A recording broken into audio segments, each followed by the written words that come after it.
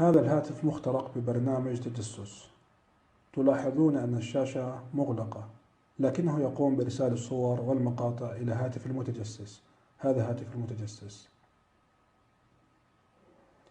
على الرغم من أن الشاشة مغلقة، لكنه كما تلاحظون يرسل الصور والمقاطع.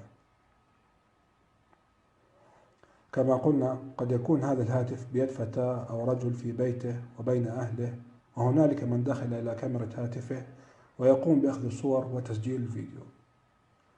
بإمكان المتجسس أيضا تغيير الكاميرا من الخلفية إلى الأمامية ليأخذ الصور التي يريدها كما تلاحظون الآن. حتى مع فتح الهاتف واستخدام أي تطبيق، يستمر الهاتف بإرسال الصور والمقاطع بدون أن تظهر أي علامة على أن هنالك من دخل إلى كاميرا هاتفك.